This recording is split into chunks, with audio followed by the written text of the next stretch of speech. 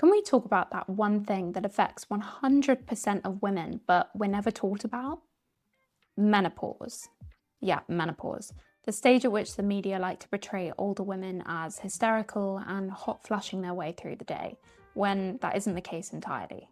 Hi, I'm Verity, women's health scientist, and today I'm going to be breaking down the biology and physiology of menopause. In terms of definition, it literally means menstrual cycles stop. Once you have not had a menstrual cycle for 12 consecutive months, you're menopausal. Pretty anticlimactic, right? But you may be aware that perimenopause, the stage before this, starts about a decade before that point. The average age of menopause in the UK is 51, which makes the average age of perimenopause about 41. Women tend to start perimenopause anywhere between the ages of about 35 and 45. But we're not taught about this. We don't realize it until we're in it. We're simply not prepared for it. So let's break down what's actually happening in your body during this time. And we're going to start with a quick biology lesson into your reproductive cycle. So in a normal 28-day menstrual cycle, 4 main hormones govern this very sophisticated feedback loop. On day 1, your period starts. That's when you bleed. Estrogen and progesterone are at their lowest point here, and that signal causes the brain to release something called FSH, or follicle stimulating hormone. Really, it does what it says on the tin, and it travels down to the ovaries to start stimulating follicles. Follicles are small fluid-filled sacs in the ovaries that contain immature eggs. As these follicles develop, they start producing a hormone called estrogen, or more specifically, estradiol. Now, estrogen rises steadily at this point and feeds back to the brain to stop producing FSH. 1 or 2 of these follicles become the dominant follicle. At this point, estrogen continues to rise until it reaches a certain threshold and is maintained there for about 48 hours. This triggers a massive surge of a hormone called LH from the brain, also known as luteinizing hormone. This surge causes the follicle to rupture and release an egg, and that is ovulation. Now we're into the second half of your cycle. After ovulation, what's left of that follicle is called the corpus luteum, which starts producing a hormone called progesterone. Progesterone is really your calming hormone. This makes you less anxious, makes you sleep better, and prepares your womb lining. Both of these hormones, estrogen and progesterone, are now elevated, and they feed back to the brain to stop producing FSH and LH. Now, if there's no pregnancy, then the system resets itself. That corpus luteum degenerates after about 2 weeks, so progesterone drops dramatically, as does estrogen, and this withdrawal of hormones is what causes your uterine lining to shed, and you have your period. The system resets itself, and we go to day 1 again. It's quite an elegant self-regulating system, and your body does this on its own. It's pretty amazing. So what starts to happen in perimenopause? To understand this, you need to understand that women are born with a finite number of follicles, about 1 to 2 million. By puberty, it's already down to 300,000. And by the time you get to your mid to late 30s, you're really running low. Your follicles are also aging, and they're less responsive to FSH. So your brain does what any system would do when it's not getting a response. It turns up the volume.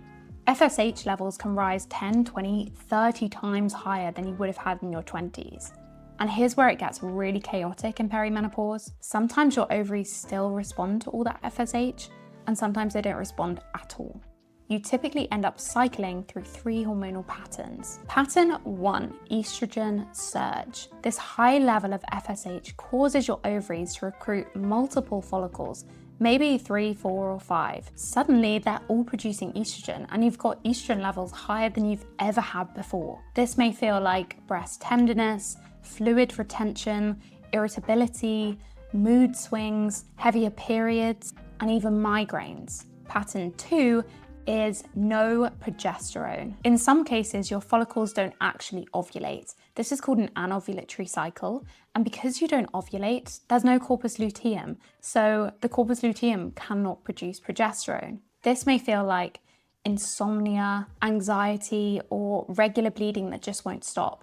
Pattern 3 is known as the crash. This is where your ovaries stop responding to FSH entirely. So your estrogen drops rapidly. This is where you get those symptoms that might be more typically associated with perimenopause and menopause, such as hot flushes, night sweats, brain fog, joint pain, muscle pain, mood changes. And the thing is, you can cycle through all 3 patterns in the space of 1 month, or you may be stuck on one pattern for about 3 months. There's no real predictable trajectory here. At this point, your periods become erratic. You may have shorter cycles, then longer cycles, heavier bleeding, then really light bleeding. These gaps widen. So you probably go 2 months without a period, and then 3 months without a period. And then you may even go the full 12 months without a period, and then have a period. Eventually, your ovaries stop responding entirely, and when you have hit that 12 consecutive months without a menstrual cycle, then you're menopausal. Now, the crucial bit that no one really talks about is post-menopause. Estrogen isn't just about your reproductive cycle. Estrogen receptors exist in every single cell of a woman's body, in over 300 tissue types. In your brain, your heart, your bones, your skin, your guts, your muscles, your ears, your eyes, everywhere. And during your reproductive years, estrogen is quietly protecting all of these systems. It's keeping your blood vessels flexible, it's keeping your bones strong, it's keeping your metabolism intact, it's keeping your brain sharp, all of these factors. Now, post-menopause, when estrogen drops and stays very, very low, that protection disappears. For example, heart disease becomes the #1 killer of women post-menopause. 1 in 2 women break a bone due to osteoporosis. Your risk of type 2 diabetes skyrockets. You get many metabolic changes, many cognitive changes. But here's the important point. These are risk factors. They're not certainties. But being educated about menopause and actually understanding what's happening to your body during this time is so important. It will help you make better informed decisions about hormone therapy, about lifestyle, about other interventions. And all of these can modify your risk.